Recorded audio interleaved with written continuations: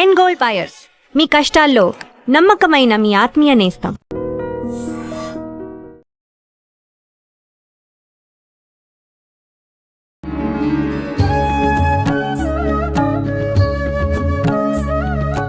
నమస్కారం గురుజీ. నమస్కారం మా విజిత. గురుజీ, చాలా వరకు గమనిస్తూ ఉంటాం కొంతమందిని. ఎక్కువగా మగవారైనా, ఆడవారైనా సరే ఎక్కువగా ఉపాసన చేస్తున్న వాళ్ళు, ఒక దీక్షగా అంటే ఒక పీఠంలాగా పెట్టుకొని ఇంట్లో చేస్తున్న మాతాజీలే కానివ్వండి, లేదు ఎక్కువగా మంత్ర సాధన చేస్తున్న వాళ్ళ ముఖం చూస్తే సాక్షాత్తు అమ్మవారే వచ్చి ఇక్కడ కూర్చున్నారేమో అన్నంత తేజస్సు వాళ్ళ మొహంలో కనిపిస్తూ ఉంటుంది. చాలా సందర్భాల్లో ఇది చాలా మంది గమనించే ఉంటారు. అంటే దీన్ని బట్టి అర్థమయ్యింది ఏంటి అనంటే, అమ్మవారి దీక్ష గాని, అది స్వామికి సంబంధించింది గాని, ఇలా దేవత ఆరాధనకు సంబంధించి అది మనం పూజల రూపంలో చేసినా, దీక్షల రూపంలో చేసినా, ఒక మంత్ర దీక్షగా చేస్తున్నప్పుడు వాళ్ళ ముఖంలో ఎక్కువగా ఆ తేజస్సు కనిపిస్తూ ఉంటుందేమో అని చెప్పి. ఇది ఎంతవరకు వాస్తవం గురుజీ? 100% ఉంటుంది. ఇప్పుడు పీఠాలు పెట్టుకొని పీఠాలు చేస్తున్న వాళ్ళే అనే అవసరం లేదు. ఇప్పుడు కొన్ని గుళ్ళల్లో పాపం రోజు పూజలు చేస్తారు. మరి ఆ పంతులు గారికి ముఖంలో తేజస్సు ఏముండదే కొంతమందికి. మామూలుగా పాపం మామూలుగా ఉంటుంది. ఇప్పుడు దానికోసం తేజస్సు కోసం పీఠాలు పెట్టక్కర్లా. ఇప్పుడు నీ ముఖంలో బ్రహ్మవర్చస్సు కనబడుతుంది. మా గురువు గారు మధుర కృష్ణ శాస్త్రి గారు, నా జ్యోతిష గురువు, చూస్తే తెల్లగా సాక్షాత్తు బ్రహ్మదేవుడే ఉన్నాడు, జ్యోతిష సార్వభౌముడు ఎలా ఉంటాడు అని అందరూ దానాలు పెట్టేవారు. అలాగే ఇప్పుడు నీ ముఖంలో తేజస్సు కూడా అంతే.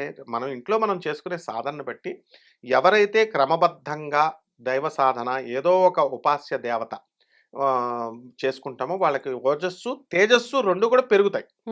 ఇక ప్రత్యేకించి పీఠాలుగా పెట్టుకున్నటువంటి వాళ్ళు కమర్షియలైజ్ కాకుండా వాళ్ళు ఉన్నంత వరకు పెరుగుతుంది ఆటోమేటిక్గా. కొంతమందికి ఇక్కడ తేడా ఉంటుందన్నమాట. వాళ్ళు పూజించే దేవతను బట్టి తేజస్సు వస్తుంది. ఇప్పుడు బ్రహ్మవర్చస్సు ఇవన్నీ పెరగాలి అని అంటే వీళ్ళు సాధారణంగా లలిత అమ్మవారు పీఠం పెట్టుకుంటారు, వారాహి అమ్మవారు, ఇలా రకరకాల దేవతలను మనం చేసుకుంటాం. క్రింద డౌన్ఫాల్ కొంతమంది ముఖాల్లో ప్రేతకాలం ఉంటుంది.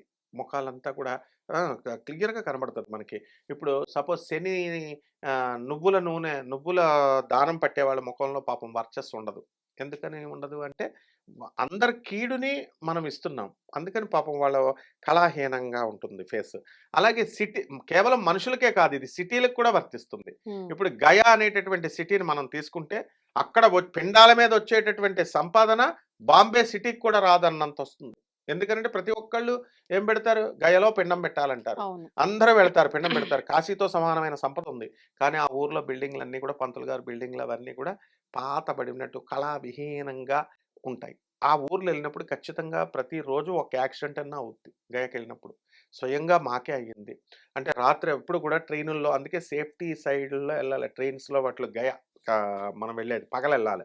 రాత్రుల్లో ఆత్మలు పిలుస్తూ ఉంటాయి అన్నమాట. వాటిలో అది 100% మాకే స్వయంగా జరిగింది కాబట్టి చెప్తున్నాను. నెక్స్ట్ ఇకపోతే ఈ యొక్క ప్రేతాత్మల పూజ చేసేటటువంటి వాళ్ళు, నీచ శక్తులను పూజ చేసేవాళ్ళు ముఖంలో ప్రేతకళ కనబడుతుంది క్లియర్గా. అందుకని అది చెయ్యొద్దు అన్నారు. ఇప్పుడు మనము దాన్ని బట్టే ఇప్పుడు మొన్న వచ్చినటువంటి అఘోరి సినిమాలో కూడా ఆది పినిశెట్టికి ముఖం నల్లగా వేయడం, ప్రేతకళలాగా కళ్ళు పెట్టడం చేస్తారు. అదే వర్చస్సు పెరిగేటటువంటి వాళ్ళకి, బ్రహ్మ సాధన దేవుడు సాధన చేసే వాళ్ళకి బాలకృష్ణ గారి ముఖంలో తేజస్సు పెడతారు, అట్లా అనమాట. సో ఇకపోతే ఈ సాధన అసలు యాక్చువల్గా ఇప్పుడు ఆడవాళ్ళు ఉంటారు, సౌందర్యం కావాలని చెప్పి ఏ డైటింగ్లో చేయాల్సినటువంటి అవసరం లేదు. ఒక్క మంత్రం, చేసే మంత్రమే అప్సరస మంత్రం చేసుకుంటే సరిపోతుంది. ఆడవాళ్లే కదా, మగవాళ్ళు కూడా ఈ కాలంలో అందానికి ఎక్కువ ప్రాధాన్యత ఇస్తున్నారు కాబట్టి అప్పుడు ఆ డ్రెస్సే మనం వేసుకునే డ్రెస్ మనకు అందాన్ని ఇవ్వడం కాదు. మనం ఈ సాధన చేస్తే మన వల్ల ఆ వేసుకున్న డ్రెస్కి అంతం ఇస్తాం మనం, అంత గొప్పగా వర్చస్సు తేజస్సు వస్తుంది. అదే అప్సరస సాధన. నేను ఉదాహరణతో చెప్పగలను. విశ్వామిత్ర మహర్షి మనందరికీ తెలుసు. విశ్వామిత్రుడు అంటే విశ్వానికి, ప్రపంచానికే మిత్రుడు. ఇప్పుడు ఆయన ఏం చేశాడు, వశిష్ఠుడి మీద కోపంతో వశిష్ఠుడు ఆశ్రమానికి వెళ్తారు. వెళ్ళి తన గ్యాంగ్ సైన్యం, లక్షల సైన్యంతో వెళ్తే ఆతిథ్యం ఇస్తాడు. ఇంతమందికి 5 నిమిషాల్లో భోజనాలు పెట్టేశాడు. ఈయన దగ్గర ఏముంది అని చూస్తే కామధేను ఉంది, సురభి ఉంది. ఉంటే ఇది నాకు ఇచ్చేసేయి, నేను రాజు దగ్గర ఉండాలి అంటాడు. ఆయన ఏమంటాడు, కుదరదు, నా దగ్గరే ఉండాలి అని వశిష్ఠుడు చెప్తే బలవంతాన తీసుకెళ్దామని చెప్పేసి తీసుకెళ్తుంటే ఆ కామధేనువు కేవలం పిండి పదార్థాలనే, వంట పదార్థాలనే కాదు, తిండి పదార్థాలనే కాదు, సైనికులను కూడా పుట్టిస్తది. హ్మ్. విశ్వామిత్రుడు అసలు పేరు కౌశికుడు. ఆయన సైన్యం అంతా కూడా ఓడిపోయింది. ఆ! ఓడిపోతే అప్పుడేమంటాడు, ఇదం క్షాత్రం ఇదం బ్రాహ్మం ధిక్ అని చెప్పేసి, ఎందుకు ఈ క్షాత్ర ధర్మం భుజబలం వేస్ట్ ధిక్, ఇదం ఇదం క్షాత్రం, ఓడిపోయాం. హ్మ్. బ్రహ్మశక్తే గ్రేట్, ఏమీ లేకుండా వశిష్ఠుడు నన్ను జయించాడు, నేను కూడా ఈ రాజ్యాన్ని వదిలేస్తున్నానని స్పాట్లో ఆయన భార్యా పిల్లల్ని వదిలేశాడు, రాజ్యాన్ని వదిలేశాడు, తపస్సు కూర్చున్నాడు. హ్మ్. ఎవరు తపస్సు కూర్చున్నా మనం కూడా ఇంట్లో పూజలు ఎక్కువ చేసే వాళ్ళకు ఒక డేంజర్ ఉంటుంది. హ్మ్. రోజు పూజ చేసే వాళ్ళకి ఇంద్రుడు ఇంద్ర పదవి కోసం చేసేస్తున్నారేమో వీళ్ళు అని చెప్పేసి ఒక అప్సరనో మేనకనో ఎవరినో పంపేస్తారు. ఏదో ఒక ఫోన్లు రావడమో లేకపోతే ఫ్రెండ్స్ రావడమో వచ్చి తీసుకెళ్ళిపోతారు. ఇంద్రుడు కంగారు పడిపోతాడు ఎవరు పూజ చేసినా. ఆ ఇంద్రుడు అంటే ఏంటంటే పంచేంద్రియాలకి అధిపతి. ఎవరి గోల వాళ్ళదన్నట్టు ఇంద్రుడి గోల ఇంద్రుడిది, నా సింహాసనం కోసం చేసేస్తున్నాడేమో అనుకుంటాడు. ఇప్పుడు విశ్వామిత్రుడు అలాగే పాపం, ఆయన కౌశికుడు ఆయన తపస్సు కోసం, ఆయనేంటి విశ్వామిత్రుడు వశిష్ఠుడే నా బ్రహ్మర్షి, నేను కూడా బ్రహ్మర్షి అవ్వాలని తపస్సు మొదలు పెట్టాడు. ఇంద్రుడు బాబాయ్ ఇంద్ర సింహాసనం కోసం అని వాయుదేవుని పంపాడు, వరుణదేవుని పంపాడు, తపస్సు భగ్నం చేసేమన్నాడు, వర్షాలు కురిపించారు, అగ్నిలు కురిపించారు, ఏమైనా మనవాడు కౌశికుడు బ్రహ్మాండంగా చేసేస్తున్నాడు. ఆ! ఇక మేనకని పంపుతాడు. మేనకని పంపితే రంభావరోసి మేనకలు అప్సరస్సులు ఉన్నారు కదా, మేనక వెళ్ళి అంత చేసినా సరే ఆ విశ్వామిత్రుడు కౌశికుడు ఏమి పడ్డు. మంచి తపో సాధనతో ఉంటే అప్పుడు మేనక సహాయం ఆయనకి సేవలు చేస్తది. హ్మ్. సేవలు చేసి రోజు పువ్వులు ఇవ్వడము, పూజకి సహాయాలు చేయడము, ఇలా చేస్తే అప్పుడు విశ్వామిత్రుడు ఆమె మీద మనసు కలిగి ప్రేమతో జయించొచ్చు ఎవరినైనా. హ్మ్. సో ప్రేమతో ఆమెని భార్యగా చేసుకుంటాడు. భార్యగా చేసుకున్నాడు. శకుంతల పుట్టింది. ఆమె ఆహా! శకుంతల దుష్యంతుల కథ. ఓహో! వాళ్ళ వంశమే మనం భరత వంశం. వాళ్ళకి పుట్టినోడే భరతుడు. హ్మ్. ఇక మన పూర్వీకులనమాట మేనకాదేవి. మేనక. హ్మ్. అప్పుడేం జరిగింది, ఈ మేనకను పర్మనెంట్‌గా ఉండిపోమంటాడు. నేను దేవవేశ్యనయ్యా, నేను మానవ కన్యలాగా మానవ భాషలో చెప్తావేంటి నువ్వు? నేను లిమిటెడ్ టైమే ఉంటాను. కాబట్టి నేను మళ్ళీ నా లోకానికి నేనెళ్ళిపోవాలి. ఇంద్రుడు పిలిచేశాడు. హుహు. ఇంద్రుడు పిలిచేయగానే ఆమె వెళ్ళిపోయింది. అయితే అప్పుడు తనకు మళ్ళీ ఈ తపస్సంతా వేస్ట్ అయిపోయింది. అయితే ఇప్పుడు జరిగిన విషయం చూడండి. హ్మ్. అప్పుడు ఈయనేం చేస్తాడు విశ్వామిత్రుడు, తపస్సు మళ్ళీ మొదలుపెడతాడు. మళ్ళీ మొదలుపెట్టి బ్రహ్మదేవుడొచ్చాడు. "నువ్వు రాజర్షి అయిపోయావన్నాడు." "నో! నేను రాజర్షి సరిపోదు. నేను బ్రహ్మర్షి అవ్వాలి. విశ్వామిత్రుడు టైటిల్ నాకు కావాలంటాడు. నంబర్ 1 అవ్వాలంటాడు. నువ్వు ఎంత చెప్పినా బ్రహ్మదేవుడు అవ్వదు. ఆ వశిష్ఠుడే చెప్పాలంటే వశిష్ఠుడి దగ్గరికెళ్తే, "నువ్వు రాజర్షివే, రాజర్షివే, రాజర్షివే" అంటాడు. ఇంకా ఈయనలో పట్టుదల పెరిగింది. ఈ లోపల ఏజ్ అయిపోయింది. ఏజ్ అయిపోయేసరికి అందరికి బిల్డప్‌లు ఇస్తారు కదా వయసులో. వయసులో జవసత్వాలన్నీ ఉడికిపోయినాయి. అప్పుడు వెళ్ళి వశిష్ఠుడి దగ్గరికెళ్ళి, "గురువుగారు నమస్కారం అండి" అని అప్పుడు మనవాడంటాడు.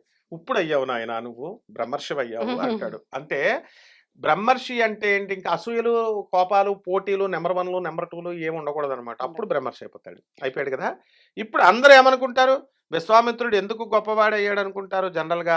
ఈయన గాయత్రి సాధన చేశాడు, గాయత్రి మంత్రాన్ని రచించాడు, గా ఈ తపస్సు చేశాడన్నాడు. అది తప్పకుండాను, అందులో డౌట్ లేదు. కానీ ఇక్కడ ఎవరికీ తెలియనటువంటి ఒక సాధన ఇక్కడ జరిగింది. అదే హ్మ్. మేనకా సాధన. అప్సరస సాధన చేశాడు విశ్వామిత్రుడు. ఆమెతో డైరెక్ట్ కాపురమే చేసేసాడు. హుహు. కాబట్టి behind every successful man there is a woman. డెఫినిట్‌గా ఇది వర్తిస్తుంది ప్రతి ఒక్కడికి. ఏంటంటే గొప్పవాడైనటువంటి ప్రతి ఒక్క వ్యక్తి వెనక ఆ స్త్రీ యొక్క సహాయం ఉంటుంది. స్త్రీ యొక్క సహాయం లేకుండా ఏ వ్యక్తి గొప్పవాడు కాలేడు. ఈవెన్ మోడీ గారైనా సరే. అట్లా ఈ అంటే పెళ్లి కాని వాళ్ళైనా, పెళ్ళైన వాళ్ళైనా ఎవరో ఒకళ్ళు ఇండైరెక్ట్‌గా ఒక స్త్రీ సహాయం ఉంటుంది. ఇక్కడ విశ్వామిత్రుడికి ఏమైందంటే ఇక్కడ ఈయన మేనక యొక్క సహాయం. మేనక ఆహ్, ష ఆమె సాధన చేశాడు తెలియకుండానే. హ్మ్. అంటే మనం ఇక్కడ చేయాల్సిందేంటంటే మనం ఫ్రీక్వెన్సీ పెట్టుకోవడమే. 320 ఫ్రీక్వెన్సీ, 450 ఫ్రీక్వెన్సీ ఇలా ఎలా అయితే పెట్టుకుంటామో, మనకు తెలియకుండా లోయర్ ఎనర్జీస్ నుంచి హైయర్ ఎనర్జీకి వెళ్ళిపోతూ గాయత్రి దేవి దగ్గరికి వెళ్ళిపోతాం. ఆ గాయత్రి మాతే సమస్త బ్రహ్మ పదార్థం అంతా కూడా అమ్మవారే కాబట్టి, ఆ యక్ష స్వరూపంలో ఉన్నటువంటిది కూడా ఆమె అనమాట ఈ యొక్క అప్సరస అప్సరస సాధనలో. సాధన. సో, మనం ఏమనుకుంటాం, నేను లైవ్ ఎగ్జాంపుల్‌తో చెప్పగలను. మా చిన్నప్పుడు రాజమండ్రిలో 'రంభా ఊర్వశి మేనక' అని సినిమా థియేటర్‌లు కట్టాడు. ఆ! ఆయన ఓనర్ గారు మా గురువుగారి దగ్గర పురాణపండి రాధాకృష్ణమూర్తి గారి దగ్గరికొచ్చేవారు. మేనకా సాధన చేసుకో అన్నారు. రామలింగ సిద్ధాంత్ గారు వీళ్ళంతా. ఆయన మొదలుపెట్టాడు. హ్మ్. అప్సరస సాధన మొదలుపెట్టాడు. యూ బిలీవ్ ఆర్ నాట్, ఆయన మామూలు ఉల్లిపాయలు హోల్‌సేల్ వ్యాపారం చేసేవాడు. ఇప్పుడు మీడియా ముందు ఎందుకు చెప్తానంటే ఎగ్జాంపుల్ చెప్తున్నాను. హ్మ్. చక్కగా ఆయన అపర కోటీశ్వరుడయ్యాడు. అప్పుడు సినిమా థియేటర్‌లు కట్టాడు 3. ఏం పేర్లు పెట్టాడో తెలుసా? 'రంభ, ఊర్వశి, మేనక.' మరి ఎందుకు పెట్టాలి? కాబట్టి సంపదని ఇస్తుంది. అంటే తేజస్సు ఇస్తుంది, ఓజస్సు ఇస్తుంది.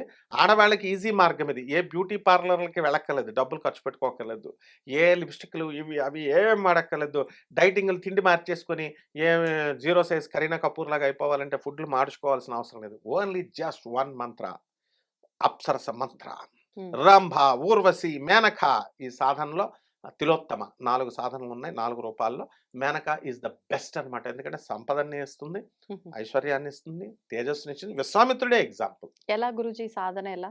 సేమ్ అంటే మన గురువు దేవుడ ద్వారా మంత్రాన్ని మన తీసుకోవడమేనా? మంత్రం ఉంటుంది. మనము తప్పకుండా మనం మంత్రం ఇవ్వచ్చు. గురుముక్త అంటే గురువు అంటే సాంప్రదాయబద్ధంగా హ్మ్. గురువు అంటే ఎవరు? దత్తాత్రేయుడు, శివుడు ఆది గురువు. ఆయన ఫోటో పెట్టేసుకోవడం. మనకి ఈ సాధనలో ఉన్నటువంటి వాళ్ళు మీకు దగ్గరలో ఎవరైతే ఉన్నారో వాళ్ళ దగ్గరికెళ్ళి మంత్రోపదేశం తీసుకుంటారు వాళ్ళు. హ్మ్. తీసుకొని లేదా పుస్తకాలు దొరుకుతున్నాయి, నెట్‌లో దొరుకుతున్నాయి. తీసుకోకూడదని ఏమి లేదు. తీసుకొని చక్కగా లేకపోతే మనల్నన్నా సంప్రదించొచ్చు. మంత్రం చాంటింగ్ చేసుకుంటే చాలనమాట ఇంకా. హ్మ్. డెఫినిట్‌గా ఎన్ని ఇంక రోజుల వరకి? అదే కదా ఇక్కడ స్పెషలు. హ్మ్. సాక్షాత్ ఆదిపరాశక్తి దుర్గాదేవిని ప్రసన్నం చేసుకోవాలంటే హ్మ్. ఎక్కువ టైం పడుతుంది కదా! పెద్ద దేవత కదా ఆవిడ. పాపం ఆవిడే తక్కువ రోజుల్లో వచ్చేస్తుంది. హ్మ్. లేదా మనం ఎన్ని కోట్ల సంవత్సరాలు చేసినా అమ్మవారు రావాలని రూల్ లేదు. బ్రహ్మదేవుడి స్థాయి వ్యక్తి భువనేశ్వరి అమ్మవారికి కోటానుకోట్ల సంవత్సరాలు తపస్సు చేస్తే కల్లో కూడా ఇవ్వలేదు. లలితా సహస్రం అంటారు. లలితా సహస్రం చేసేటటువంటి గురువు హయగ్రీవుడు ఆయనకి లక్షల సంవత్సరాలు లలిత అమ్మవారికి చదువుతున్నా మంత్రజపం చేస్తున్నా ఇవ్వల. అగస్త్య మహర్షికి రోజు ఇచ్చేది. హ్మ్. అమ్మవారి ఇష్టం. అగస్త్య మహర్షిని ఎవరు? హయగ్రీవుడి శిష్యుడు. హయగ్రీవుడు పిలిచి నాయనా నీకు రోజు కనబడద్దు కదరా అమ్మవారు, నాకు కనబడట్లేదు కొంచెం పిలంటే, అమ్మా లలిత ఎలా రా అనగానే అమ్మవారు మనిషిని పిలిచినట్టు పిలిస్తే వస్తుంది లలితాదేవి. హయగ్రీవుడికి దర్శనం ఇచ్చింది. అప్పుడు ఏమంటాడు తెలుసా హయగ్రీవుడు? ఒరే ఎక్కడైనా గురువు వల్ల శిష్యుడు ఉద్ధరింపబడతాడు రా, హ్మ్. కానీ ఇక్కడ రివర్స్ రా, శిష్యుడి వల్ల గురువు ఉద్ధరింపబడ్డాడు. ఉద్ధరింపబడ్డాడు. అదే లలితా సహస్రం స్పెషల్. అంటే ఈ అమ్మవారి ఇష్టం అన్నమాట. ఇది 7 రోజుల్లో వచ్చేస్తుంది. 41 రోజులు సాధన పెట్టుకోవచ్చు. హ్మ్. మామూలు పూజలకే బ్రహ్మచర్యాలు ఇవన్నీ ఏం నియమాలేమీ పాటించాల్సిన లేవు. అవసరం లేదు. హ్మ్. పంపిస్తే ముందు అమ్మవారు రావడం కాదు. ఆడపిల్లలు చేసే సాధన కాబట్టి భర్త విడాకులు ఇచ్చేస్తాడు. ఎందువలన 41 రోజులు నువ్వు సాధన చేస్తే భర్త దగ్గరికి రాకుండా డైవర్స్ ఇచ్చేస్తానంటాడు. అందువలన ఒక 7 రోజులో 11 రోజులో వీళ్ళు సాధన చేసుకోవచ్చు. వీలుని బట్టి వాళ్ళ వీలుని బట్టి ఇక్కడ ఒక పని కోసమని సాధన పెట్టుకున్నప్పుడు సాధన చేయండి. బ్రహ్మచర్యము, తిండి నియమాలు పాటించి. అలా కాకుండా ఉన్నటువంటి వాళ్ళు 2-3 నెలలు చేసుకోవచ్చు. 41 రోజుల్లో వీళ్ళకి దివ్య వర్చస్సు వచ్చేస్తుంది. ఇది ప్రూవ్డ్ అనమాట. అంటే ఇది ఆరా మిషన్. ఆరా తర్వాత తేజస్సు, ఓజస్సు పెరుగుతుంది. స్వమంత్రం స్వయంత్రం స్వవిద్యాః ప్రకటయ స్వాహ. క్లియర్‌గా చెప్తోంది శాస్త్రం. హుహు. నా యొక్క విద్య, నా యొక్క మంత్రం, నాదంతా కూడా తంత్రం ప్రకటించమవుగాక అని. హ్మ్. అదమ్మా. ధన్యవాదాలు గురూజీ. ధన్యవాదాలు. And for more videos, Please subscribe to iDream. Please subscribe to iDream. Please subscribe iDream. And please subscribe to iDream. For more videos, subscribe to iDream. please like, share, and subscribe to the channel. Congratulations, iDream. subscribe to iDream. Subscribe to iDream. So subscribe to iDream Media. iDream की iDream team अंदर की huge congratulations. Please subscribe iDream Media. Please subscribe to iDream. Subscribe iDream. Please subscribe to iDream. iDream అంటే నా కళల channel subscribe చేసుకున్న నోరు తిరుగుతలేదు, మీరైతే గంట గుర్తు కొట్టండి. For more such videos, please subscribe to iDream. Subscribe to iDream. Please subscribe to iDream. Please subscribe iDream Media. Please do subscribe to iDream. Please subscribe to iDream Media. For best entertainment and information, please subscribe iDream. And don't forget to subscribe to iDream.